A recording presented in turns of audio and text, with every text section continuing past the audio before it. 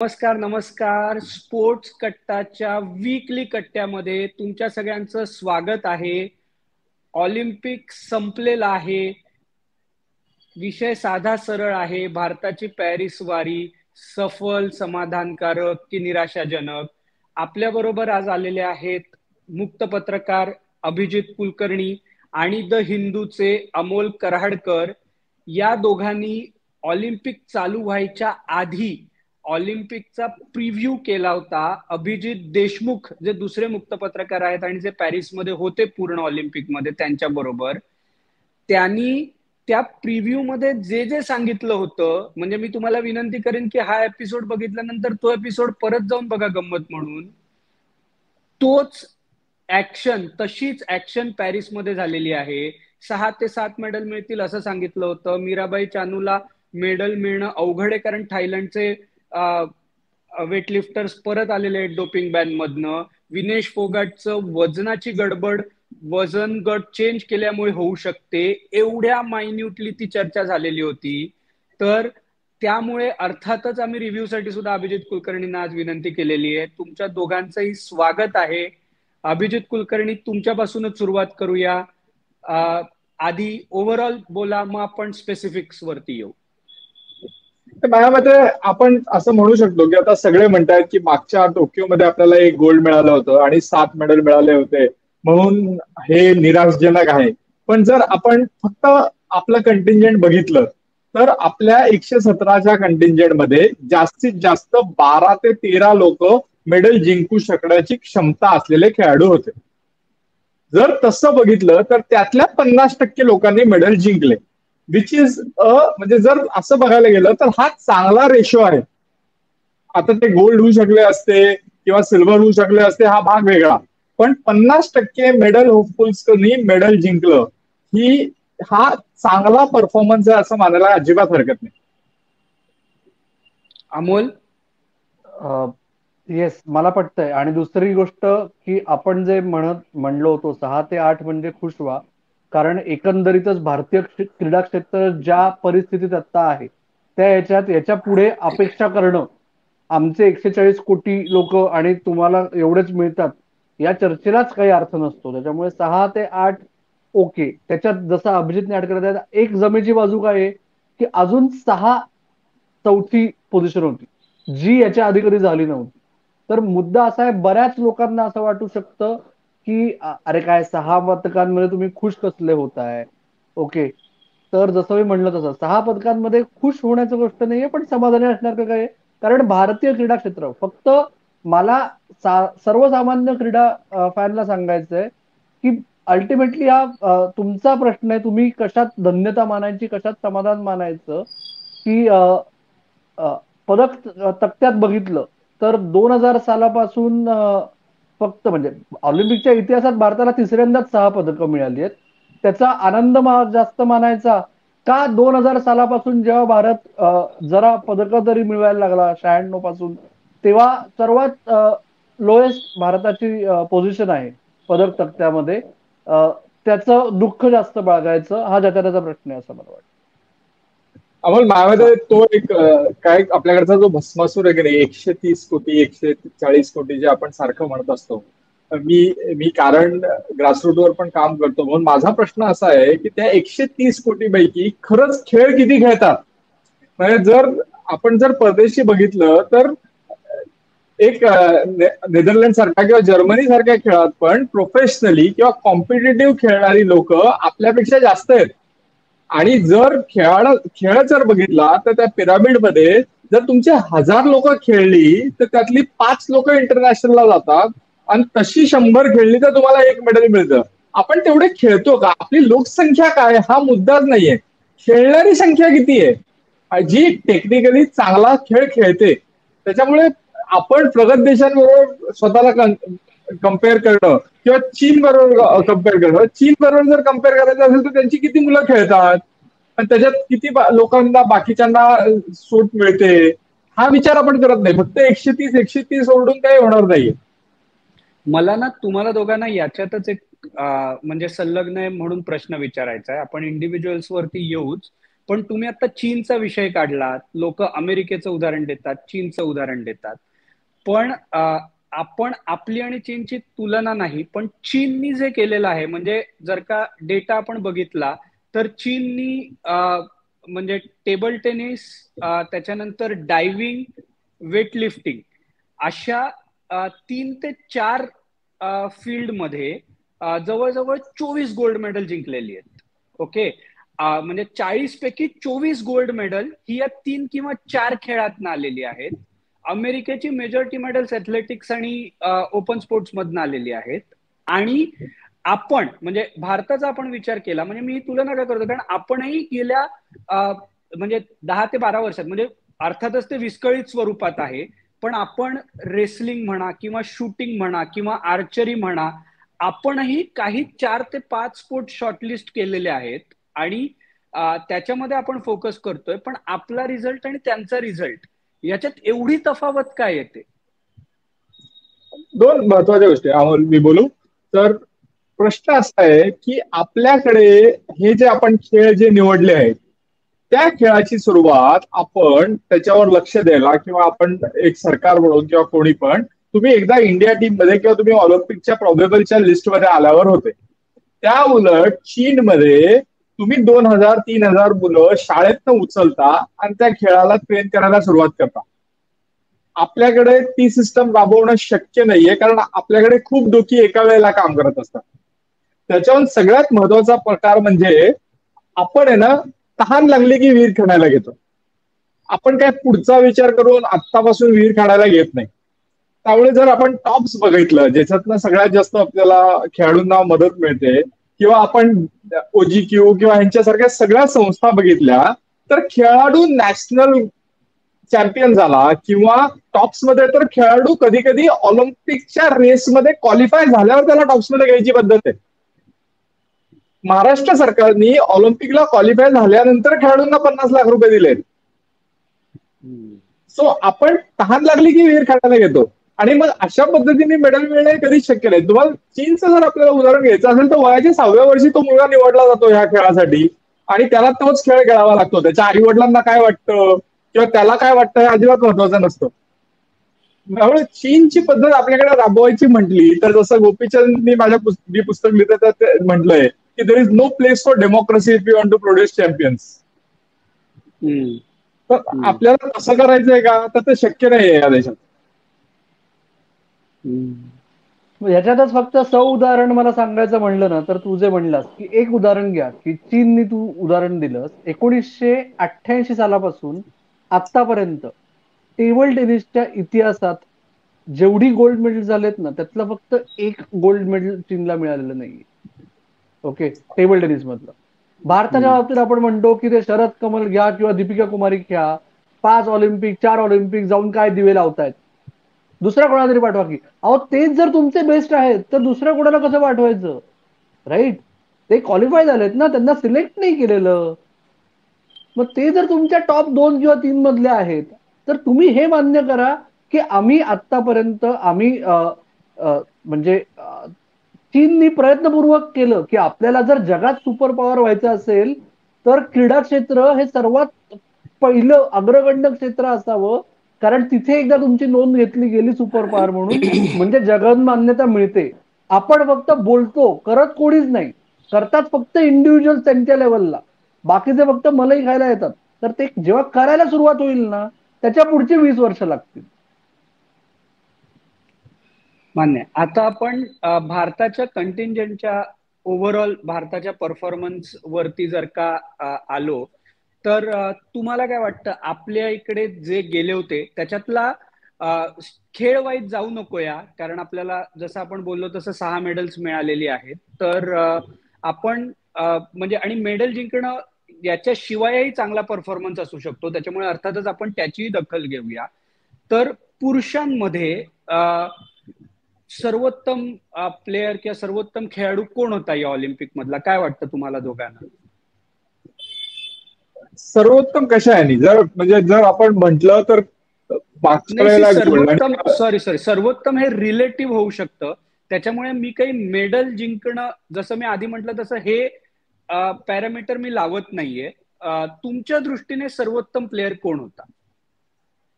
मी जसं म्हटलं की मागच्या वेळेला गोल्ड मिळालं, या वेळेला सिल्वर मिळालं, पण या वेळेला ग्रॉइन इंजुरी होती. ह्या वेळेला एक प्रेशर होतं की मला माझं गोल्ड डिफेंड करायचंय. त्या ह्यानी जर म्हणलं तर नीरज चोपडानी स्वतःचा परफॉर्मन्स मागच्या वेळेपेक्षा उंचावला आणि त्याच्यामुळे तो त्या अर्थाने सर्वोत्तम परफॉर्मर होता इंडिव्हिज्युअल मध्ये. टीम मध्ये आपल्या हॉकी टीमनी खूपच चांगला परफॉर्म केला आणि श्रीजेशनी ज्या पद्धतीने गोलकीपिंग केली, म्हणजे माझ्या मते जर्मनी विरुद्धची जी मॅच आपण जिंकलो असतो तरीही ती श्रीजेशच्या जीवावर जिंकलो असतो, आणि आपण इंग्लंडला जे 10 प्लेयर असताना हरवलं ते पण आपण श्रीजेशच्या जीवावर जिंकलो. आपल्याकडे ते फॅड आहे, म्हणजे मी लहान लहान मुलांपासून बघतो की प्रत्येकाला स्ट्रायकर व्हायचं असतं, पण शेवटी जसं तो हॉकी कोच म्हटला की you win because you defend from you attack from the defence. आणि हॉकी फुटबॉल सारख्या खेळात तुमच्या गोलकीपरवर तुमचं जिंकणं हारणं जास्त अवलंबून असतं, कारण तुम्ही किती गोल मारले तरी त्याच्यापेक्षा जास्त गोल खाऊ शकता. सो हे दोन परफॉर्मन्स.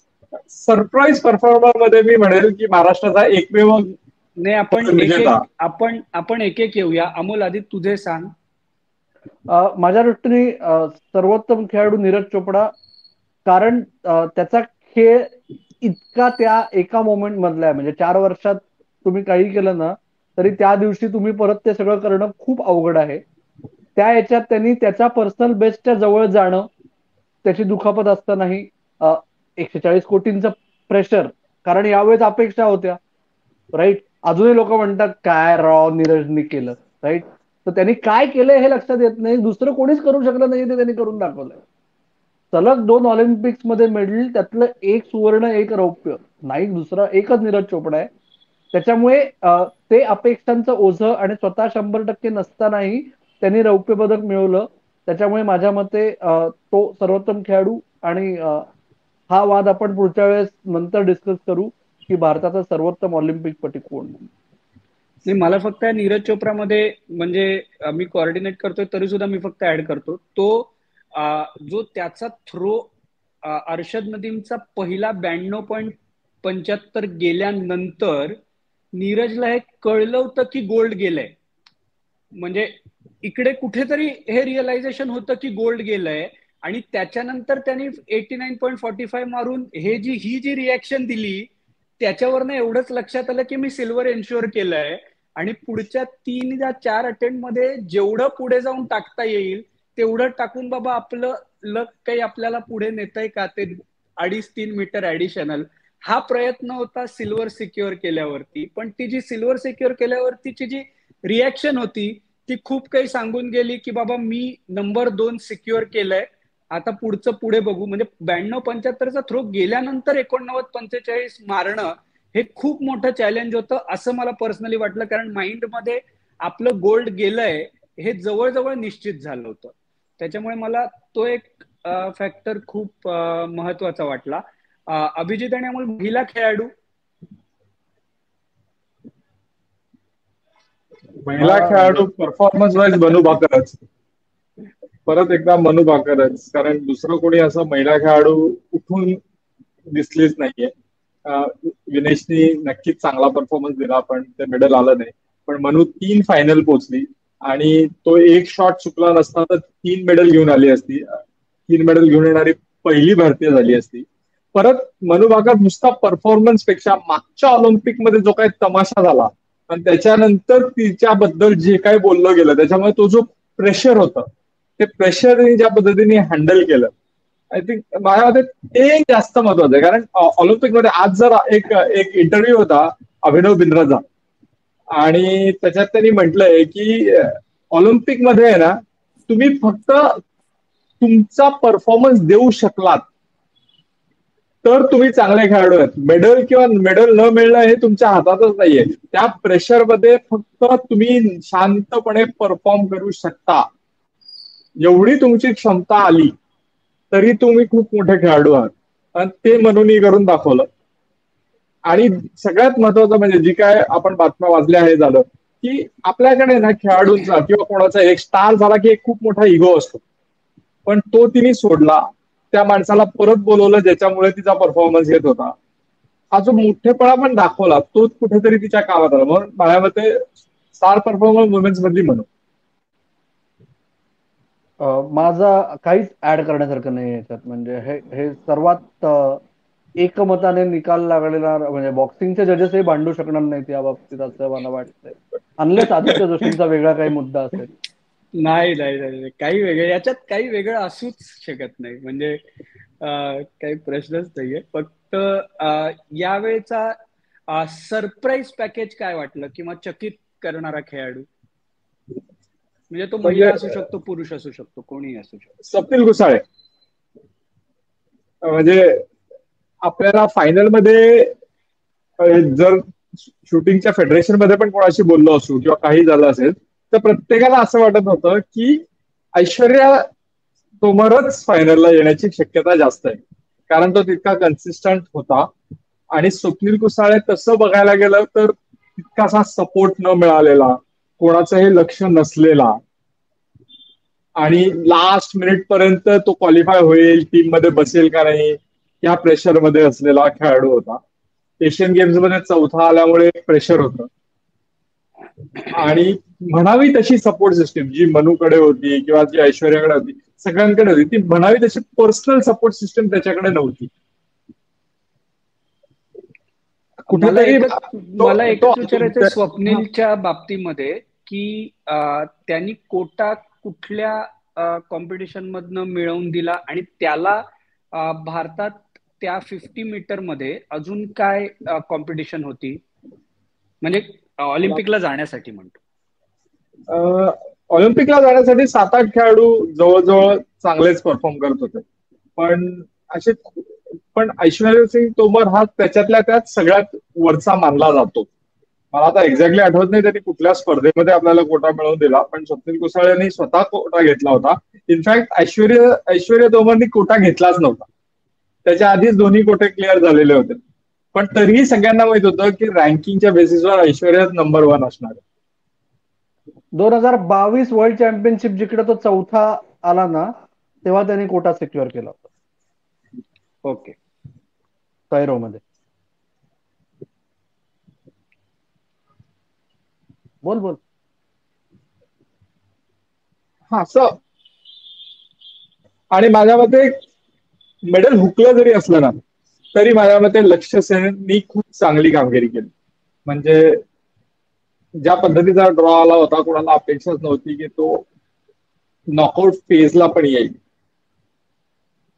पण तेच नाही, त्यांनी त्याच्या पुढची मजल मारली, तो ऑलमोस्ट मेडलच्या जवळ आला. हो, मेडल राऊंड मध्ये त्याचा जो मेंटल ब्रेकअप होता तो नाही, तो प्रेशर नाही घेऊ शकला, पण तिथपर्यंत आला तो, हीच अपेक्षा खूप लोकांना होती.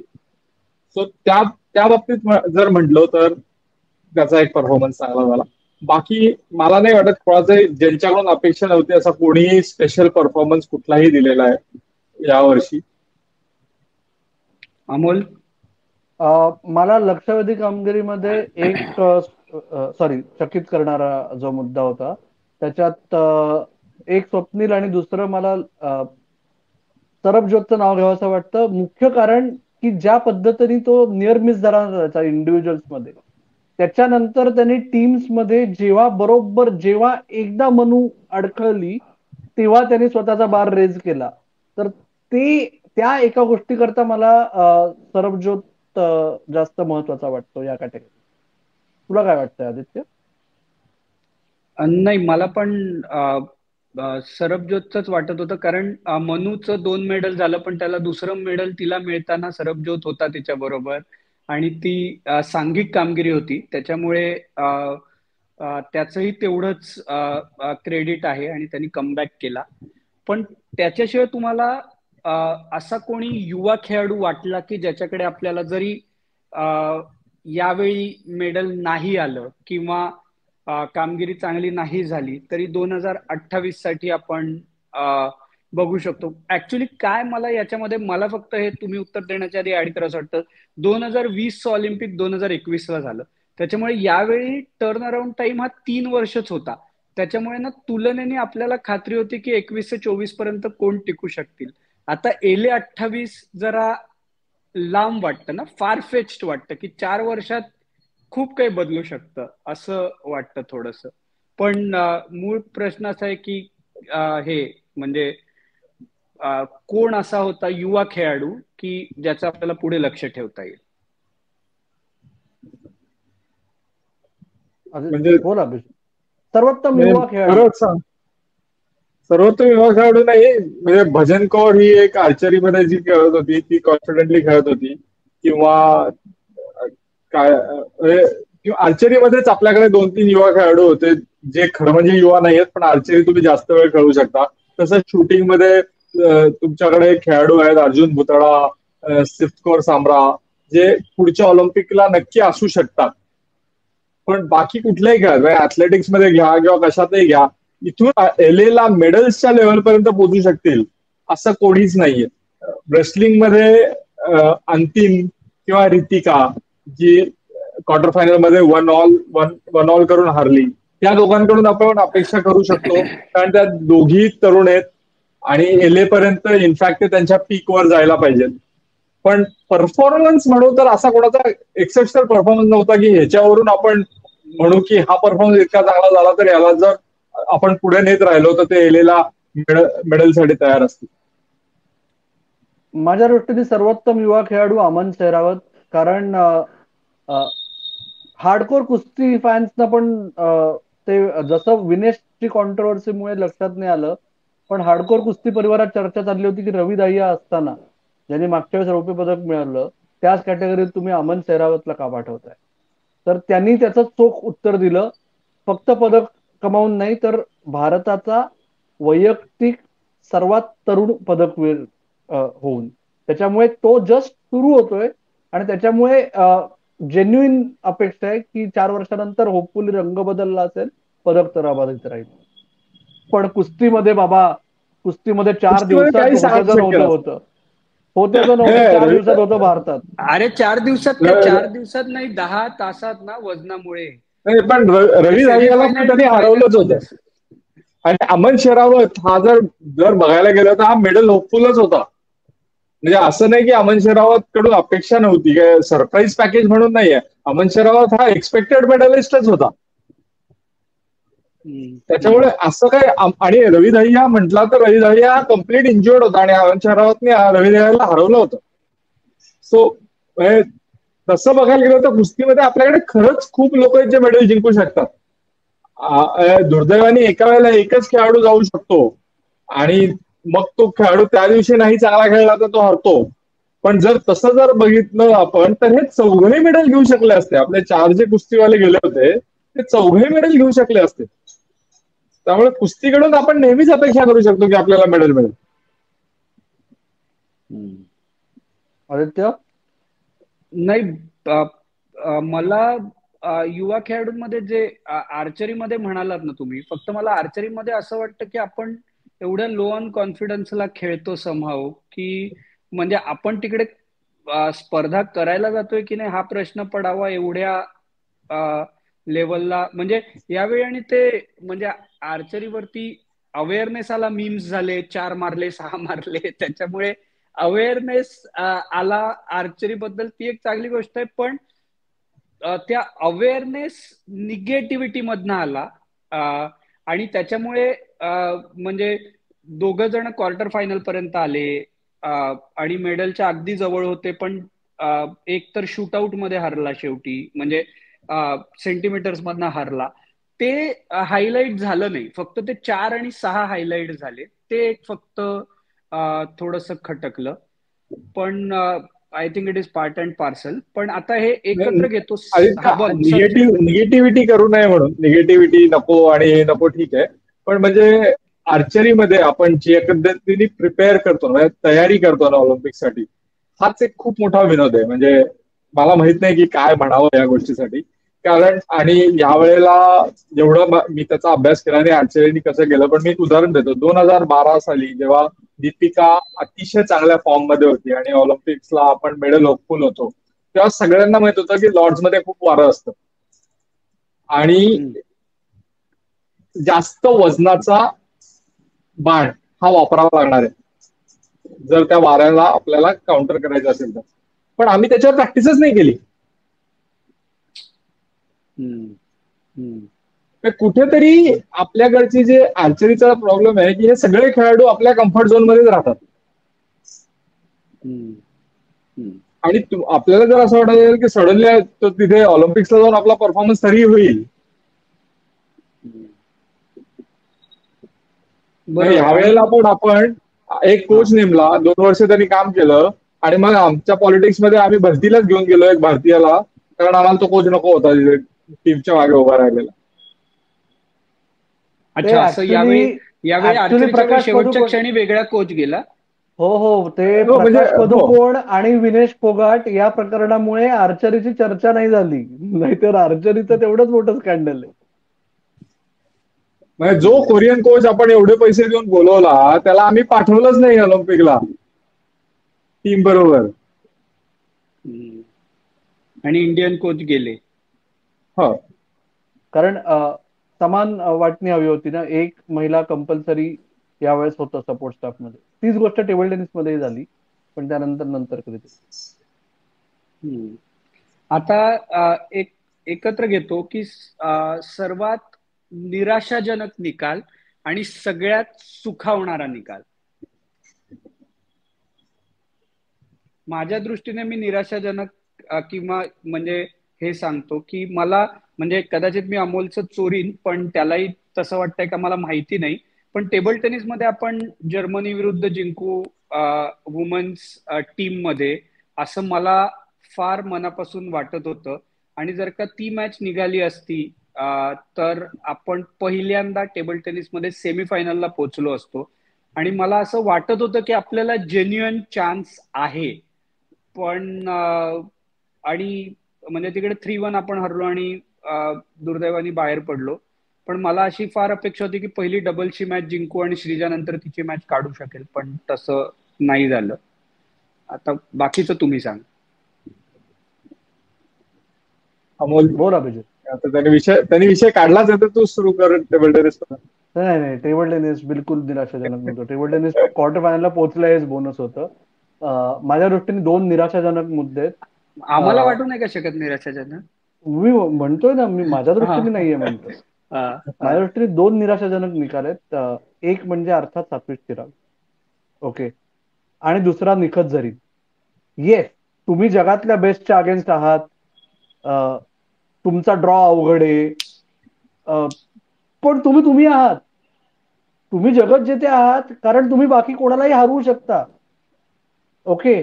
आणि त्याच्यामुळे ड्रॉचं कारण देऊन जर कोणी म्हणलं की नाही पण प्री क्वार्टरला हरले ते ठीक आहे, पण ड्रॉ अवघड होताना, नाही. आमच्या दृष्टीने तुम्ही शुअर शॉट नॅशनल अँथेमचं कंटेंडर होतात आमच्यासाठी तुम्ही, तर तुम्ही जवळ तरी यायला हवं होतं. आणि त्याच्यामुळे मी म्हणतो की सामना हारायला हरकत नाही ज्या पद्धतीने हरले, आणि ते या इंडिव्हिज्युअल स्पोर्टमध्ये तुम्ही ऑलिम्पिक प्रेशरचं कारण देऊन चालत नाही, कारण का त्या प्रेशर सोकिंग करायची सवय तुम्हाला वर्षात ते 6 वेळा असते. अभिजित? नाही, बरोबर आहे, कारण निखत असो किंवा इव्हन सात्विक चिराग असो, की आम्हाला ड्रॉ अवघड आला हे कोणी म्हणावं, जो मला क्वार्टर खेळायला मिळाला ना तर मी खुश होईल, तर मला बरा ड्रॉ पाहिजे, मी चाललोय तिथे जिंकायला, तर कधीतरी हा खेळाडू भेटणारच आहे ना तुम्हाला जिंकायचं असेल तर. मग तो तुम्हाला पहिल्या राऊंडला मिळाला काय शेवटच्या राऊंडला मिळाला काय, तुम्हाला त्याला हरवावं हे लागणारच आहे. त्यामुळे ड्रॉचं कारण हा असूच शकत नाही. त्यामुळे हे दोघांचाही परफॉर्मन्स निराशजनक होता. माझ्या दृष्टीने अंतिमचा सुद्धा खूप निराशजनक होता. म्हणजे मी अंतिमला खेळताना बघितलंय कित्येक वर्षापासून, पण ज्या पद्धतीची ती कुस्तीपटू आहे तिचं म्हणजे ती त्याचा 10% 15% पण खेळू शकली नाही. पण अभिजित यांच्यामध्ये हे आहे का की लोक म्हणतात की विनेशचं प्रकरण झालं त्याच्यामुळे तिला 3 दिवस काटेकोरपणे काही तिला खायलाच दिलं गेलं नाही, त्याच्यामुळे ती मॅचला आली तेव्हा कम्प्लिटली डिहायड्रेटेड होते, तिला काही कळतच नव्हतं आणि 40 सेकंदात मामला संपला. याच्यात काही तथ्य आहे? याच्यात तथ्य असेल जरी ना तरी मग हा मूर्खपणा आहे. म्हणजे तुम्ही खेळाडू आहात, तुम्ही इतके वर्षापासून खेळताय, तुम्ही ऑलिम्पिकला चालला आहात, ते दुसऱ्या खेळाडूचं काय झालं याचा तुमच्या प्रिपरेशनशी काय संबंध आहे? आणि मी जसं म्हटलो ना की आपण तहान लागली की वीर खेळायला घेतो, तसंच या खेळाडूंचं म्हणजे कारण मी कुस्तीला जवळून पाहिलंय काही प्रमाणात, मी काही खेळाडूंबरोबर काम केलंय म्हणून सांगतो की परदेशातले लोक जर तुमचं 53 किलो वजनी गटात खेळायचं असेल तर तुम्ही 5-6 महिन्यापासून तुमचं वजन कापत जाता आणि शेवटच्या दिवशी तुम्ही एक 600-700 ग्रॅम कापायच्या भानगडीत पडता.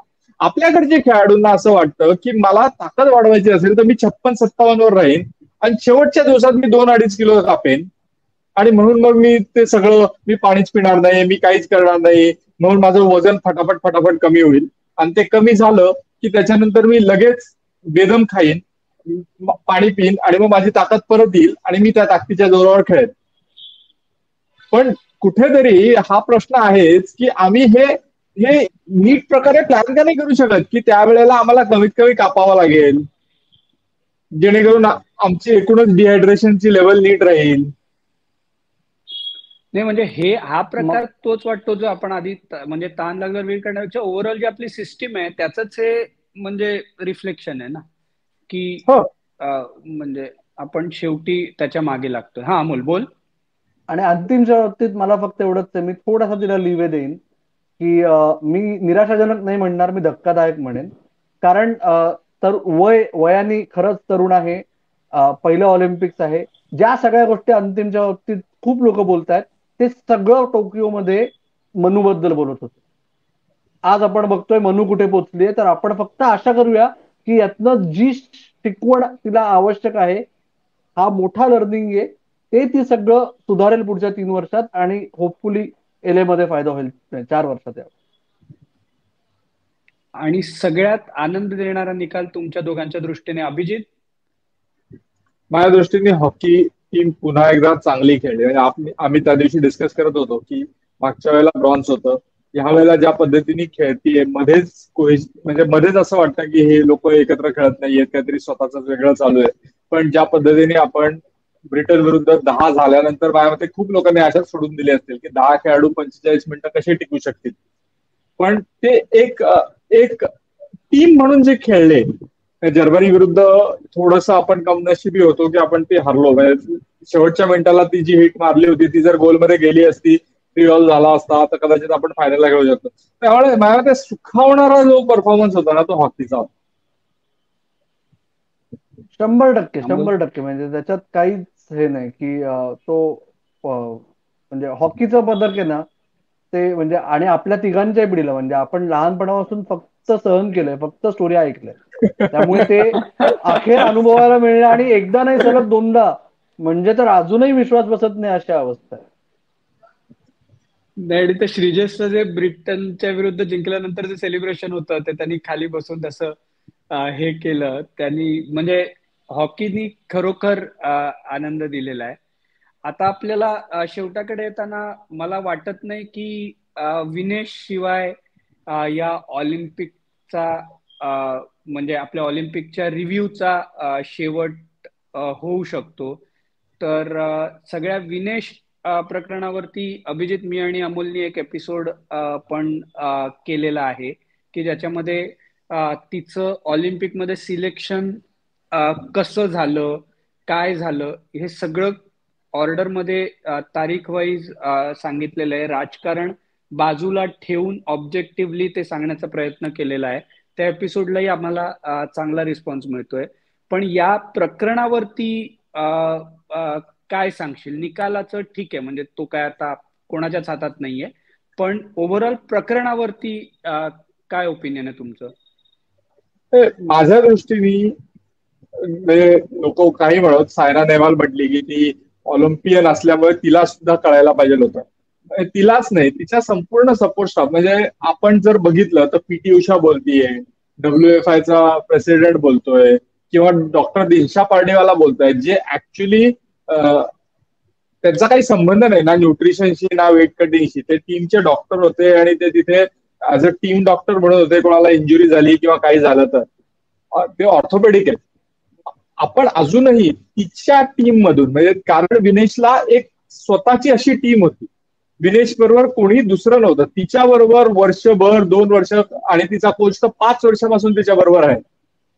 आता ह्या टीम कडून आपण ऐकलेलंच नाही की नक्की काय झालं. कारण जसं पार्डेवाला म्हटले की तिचं न्यूट्रिशनिस्ट म्हणणं होतं की दीड किलो वाढेल, ते 2.7 किलो का वाढलं. म्हणजे मी आता कुठल्या तरी एका स्पोर्ट्स सायन्स वाल्याशी बोलत होतो ज्यांनी आधी विनेश बरोबर काम केलंय, आणि तो मला हेच म्हणत होता की कुठेतरी कोणाचं तरी गणित चुकलं की तिचं वजन किती वाढेल आणि मग आपल्याला काय करावं लागेल, त्याचं जे गणित होतं ते कोणाचं तरी कुठेतरी चुकलं. नाही, हे म्हणजे 10वीला परीक्षेला बसलेल्या मुलाचं दुसरीतलं गणित चुकण्यासारखं आहे. म्हणजे हो, म्हणजे शेवटी एक हे आहे की आपलं शरीर कधी कधी असं रिॲक्ट करतं जे कोणीच सांगू शकत नाही. असं होतं की कधी कधी आपण किती कष्ट केले तरी काही होत नाही. मग त्याच्यासाठी मी फक्त म्हणेल तिचं नशीबच खराब की नाही, तिच्या नशिबातच नाही ऑलिम्पिकचं मेडल. आणि पण याच्यात मला त्याच्या फक्त एक ऍड व्यतिरिक्त करायचं, सॉरी बोल. फक्त जे त्याच्यानंतर जे झालं ना की तिला 53ला खेळू दिलं असतं तर तिला मेडल मिळालं असतं, तिला हे करू दिलं असतं, तर मला वाटतं आपण या मागच्या आपल्या प्रिव्ह्यू एपिसोडमध्ये पण म्हटलं होतं की ती 50 किलोला येताना तिची ताकद जास्त असणार आहे, तसं त्याला इथे फायदा मिळू शकतो. तोच तिला फायदा कदाचित 53ला मिळाला पण नसता, ती पहिल्या दुसऱ्या राऊंड मध्ये पण गेली असती. त्यामुळे ते झाल्यानंतर तिला सरकारने 53 मध्ये किंवा WFI ने 53 मध्ये खेळू दिलं नाही म्हणून तिचं नुकसान झालं, हा जो सगळा राजकारणाचा प्रकार आहे त्याची काही गरज नाही. माझ्या दृष्टीने कुठेतरी मी सगळेच मोठे खेळाडू म्हणतात की थोडंसं नशीब लागतं त्या सक्सेसला, ते तिचं कमी पडलं. अमोल, मला एक फक्त सांगायचंय की जे तू म्हणलास ना आदित्य, की 10वी आणि दुसरी याच्यापेक्षा चौथीतल्या मुलांनी 10वीची परीक्षा देताना प्रिलिम मध्ये पास होणं आणि बोर्डाच्या परीक्षेत झोपून जाणं, उठायचंच नाही, असं जास्त बरं पडेल असं मला वाटतंय. आणि स्पेसिफिकली बोलायचं म्हणलं ना तर त्या दिवसापासून आतापर्यंत जबाबदारी कोणी घेत नाहीये. कोणी कोणाला, म्हणजे जसं इंग्रजीमध्ये आपण म्हणतो की everyone is busy throwing someone under the bus, म्हणजे तुम्ही फक्त लोकांचे बळी द्यायचा प्रयत्न करताय, तर जबाबदारी कोणी घेत नाही आणि जबाबदारी झटकतायत सगळेजण. ओके, त्याचा उद्देश जो आहे ना, जे IOA करतंय, जे OGQ करतंय, उदाहरणार्थ IOAनी पहिल्यांदा सांगितलं आम्ही रात्रभर जागे होतो, 4 दिवसांनी स्टेटमेंट इश्यू केलं की आमचा काही संबंध नाही बुवा, तुम्ही तुमचं बघा. जे पहिल्या दिवशी लाईव्ह मध्ये मी म्हणलं होतं की पहिली चूक विनेश जेव्हा ती शांतपणे विचार करेल आणि जेव्हा केव्हा बोलेल तेव्हा ती म्हणेल माझी चूक झाली, माझ्या टीमची चूक झाली. जे IOAनी केलं तेच विनेशच्या टीमनी केलंय. ऑलिम्पिक गोल्ड क्वेस्ट ज्याचे CEO वीरेन रास्किना, ती अंतिम सामन्यात पोहोचल्यानंतर त्यांनी लाईव्ह ब्रॉडकास्ट मध्ये सांगितलं की कशी आम्ही 11 लोकांची टीम तयार केली आणि काय केलं, कशामुळे तिला मदत केलीच ना. दुसऱ्या दिवशी गडबड झाली, त्याची जबाबदारी कोण घेणार? तेव्हा वीरेन रास्किन यांनी सोशल मीडियावर मी माझ्या पर्सनल कपॅसिटीमध्ये स्टेटमेंट पर्सनल इश्यू करतोय. कपॅसिटीमध्ये स्टेटमेंट म्हणजे काय, तूच ना तो. मग ऑलिम्पिक गोल्ड क्वेस्टची जबाबदारी घ्यायला पाहिजे. कारण जर आपण म्हणतोय की खेळाडू हा निमित्त मात्र असतो, त्याचा संघ इंडिव्हिज्युअल खेळाडूला सुद्धा तयार करतो आणि घडवतो, तर IOA काय, टॉप काय, साई काय, म्हणजे जे मी मागच्या वेळेस लाईव्ह मध्ये म्हणलं होतं की ही वेळ आली आहे ना की फायनल डिसिजन कोणी घ्यायचा, नाहीतर मग यांची मेडिकल टीम कशाला हवी आहे? मग 12 लोक मधले 6 लोक खरंच गरज आहे का? मग हे कोऑर्डिनेशन होत नसेल तर हे पहिल्यांदा नाही होणार आणि शेवटचं नाही होणार, आपण हेच बोलत राहू. विनेशच्या बाबतीत हे मी नक्की सांगू शकतो की विनेशने असं क्लिअर सांगितलं होतं की मला माझ्या टीमच्या व्यतिरिक्त कोणीही नको. जी ते एकटी नाहीये ना, सिंधूसाठी पण असे टीम खूप तिथे. हा, ते तसंच होतं की बाकी कोणी नको, मला संघटनेतला पण कोणी नको, मला टीमच्या बरोबरचा पण कोणी नको, माझीच टीम पाहिजे. आणि म्हणजे तिला हवं ते दिलं नंतर गेलं ना. हो, हवं ते दिलं गेलं. त्यामुळे ज्यांनी ती टीम निवडली त्यांच्यावर पण जसं अमोल म्हटला त्यांची जबाबदारी आहेच ना म्हणायची की या टीम मधल्या कोणीच गोंधळ घातला.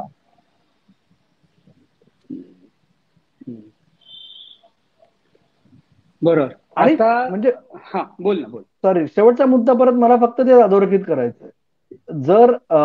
जर खेळ एवढा सोपा असताना की तुम्हाला हवे तेवढे पैसे दिले, मग काय तुम्हाला हवं, तर मग सगळेच जण जगज्जेते झाले असते ना. पैसा काय कमी आहे का जगभरात? राईट. पैसा फेको तमाशा देखो असं खेळात चालत नाही. हे भारतात सगळ्यांनी लक्षात ठेवायची गरज आहे, राज्यकर्त्यांपासून सामान्य क्रीडा चाहत्यांपर्यंत किंवा जे आजकाल राजकीय इंटरेस्टमुळे अचानक क्रीडा क्षेत्रात ज्यांना इंटरेस्ट निर्माण झालाय त्यांनी सुद्धा. प्रश्न नाही मला फक्त आता माझ्या दृष्टीने ना लॉस एंजेलिस 2028 खूप लांब आहे. आपण आत्ता 28ला आपल्याकडे काय प्रॉस्पेक्ट्स आहेत, काय आहेत, हे जरा खूप मला फारफेच्ड वाटतंय. पण प्रोसेस वाईज तुम्हाला असं जेन्युअनली वाटतं का की आपण कुठल्या तरी स्पोर्ट्स वरती फोकस केला तर त्याचा 28ला फायदा होऊ शकेल प्रोसेस वाईज कुठल्या स्पोर्ट्समध्ये?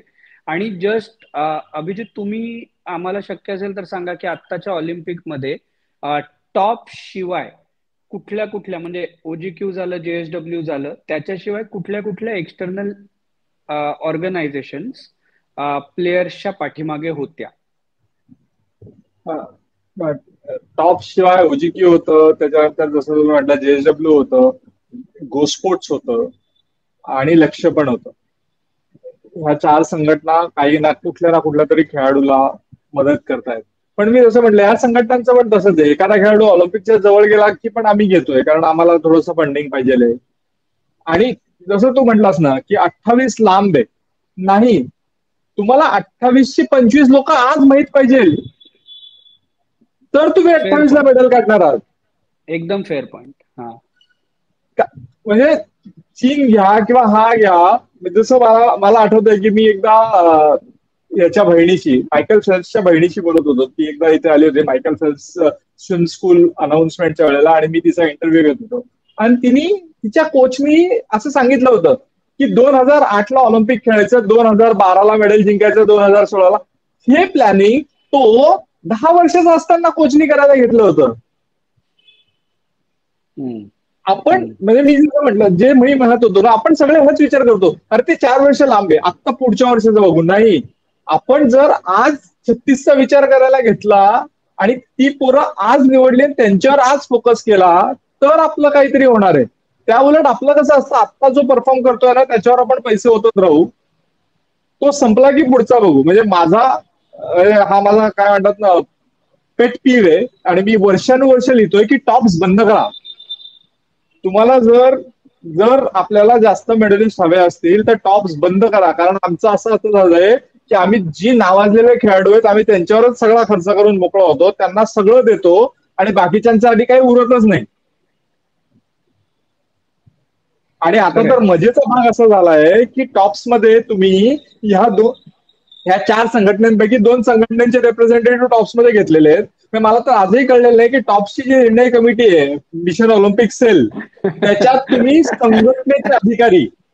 संघटनेचे अधिकारी आणि ह्या एनजीओचे रिप्रेझेंटेटिव्ह घेऊन ठेवलेत. म्हणजे मी माझ्या खेळाडूसाठी पैसे देणाऱ्या संघटनेवर मीच कमिटीवर बसलेलो आहे, तर मी बाहेरच्यांना कसा मदत करेन?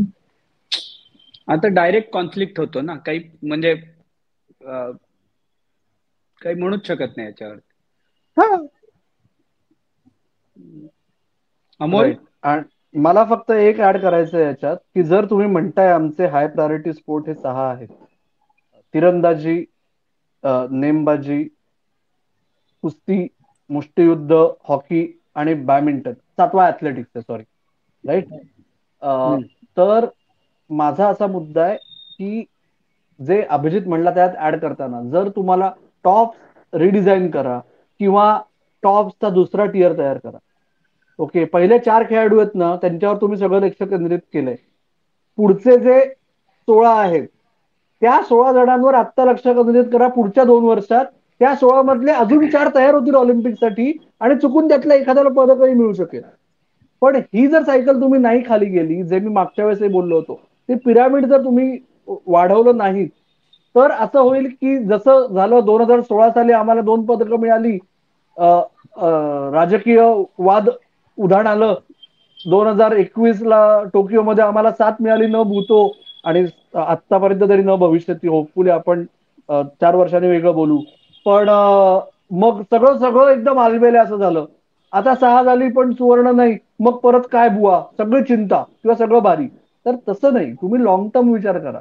आता तुमचा बेसिक प्लॅन पुढच्या 12 वर्षाचा पाहिजे. म्हणजे आता जे अंडर 14 अंडर 16 वाली मुलं आहेत त्यांच्याकडे तुम्ही लक्ष 2032 पासून द्यायला सुरुवात करायला पाहिजे इन अन आयडियल वर्ल्ड. जर तुम्हाला खरंच क्रीडा क्षेत्रामध्ये सुपर पॉवर व्हायची इच्छा जरी असेल तरी, ओके, अम्बिशन नाही, इच्छा, तर आता पुढची 2 वर्ष विचार करा बाबा. मी तर म्हणेल की एले विसरूनच जा, म्हणजे ह्या मधल्यांवर पैसे खर्चच करू नका, एकदम 32 आणि 36च्याच तयारीला लागा. आणि टॉप स्कोर तुम्हाला जर घालायचं असेल तर 100 मुलं घ्या आता, जी 12 आणि 13 वर्षाची आहेत, जी 8 वर्षांनी 20 आणि 21 वर्षाची होतील, आणि त्यांच्यावर पैसे घाला, त्यांच्यावर सिस्टम घाला. आता ही जी मधली पिढी जी आहे ना, की जी आता, म्हणजे जर आपण टेबल टेनिस किंवा बॅडमिंटनचं उदाहरण घ्यायचं, तर जी आता ह्या पोरांनंतर येणार आहेत खेळायला, किंवा जी आता ऑलरेडी 20 आणि 21ची आहेत, ती जाऊन हेच करणार आहेत जे आता ह्यांनी केलं. फार तर 1-2 चेहरे बदलतील, कारण त्यांना 4 वर्षात नाही तयारी करता येणार आहे आपल्याला. जर त्यांना 4 वर्षात ते मेडल होपफुल असते तर ते आता दिसायला लागले असते परफॉर्मन्स वाईज कुठेतरी. त्यामुळे सहज एले सोडून द्या, मिळतील तेवढे मिळतील. 2032 ठिकाण माहित नाही ना आपल्याला. 36 अहमदाबाद, 32 ब्रिस्बेन आहे. जर 36 भारतात करायचं असेल तर आत्तापासूनच 36चीच तयारी करायला लागा. आणि हे मी थोडस पर्सनल उदाहरणावरून पण सांगतोय की 2010 साली जेव्हा आपण कॉमनवेल्थ करायचं ठरवलं, तेव्हा आपल्याला 98 मध्ये कॉमनवेल्थ मिळाल्यानंतर आपण 2010ची तयारी करायला सुरुवात केली. तेव्हापासनं नॅशनल कॅम्प्स, तेव्हापासनं सगळं प्लॅनिंग सुरू झालं. तेव्हा कुठे आपण 100 मेडल्स जिंकू शकलो कॉमनवेल्थ मध्ये? त्याच्या आधी पण नाही, त्याच्यानंतर पण नाही. आणि कॉमनवेल्थ मध्ये तुम्हाला पदक मिळणारे खेळ आणि त्याचे प्रकार याचा समावेश करणं खूप सोपं असतं ऑलिम्पिक पेक्षा. पण त्या खेळांमध्ये पण नंतर आपल्याला मेडल्स मिळालेले नाहीयेत. जिथे जे तिकडे मिळाले ते पण आपल्याला नंतर मिळालेले नाहीयेत.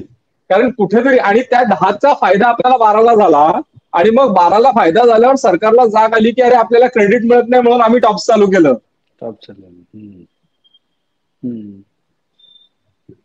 फक्त 2028 ला आता एक क्रिकेटही आहे, त्याच्यामुळे आपल्याला क्वालिफाय होऊ करा मग आपण नक्की, कारण 6 देश खेळणार आहेत.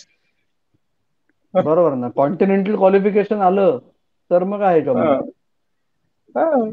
नाही, आपण गेलो नाही तर होणारच. आपण गेलो नाही तर होणारच नाही. ओके, त्याच्यामुळे आपण होऊ क्वालिफाय.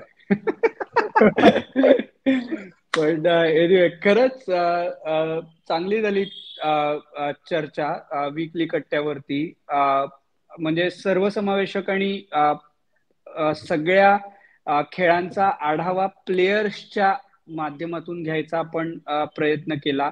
इथून पुढे वाटचाल कशी असावी याच्यावरतीही आपण बोललो. मला राहून परत एकदा सांगायचंय की प्रिव्ह्यू बघा आणि रिव्ह्यू बघा.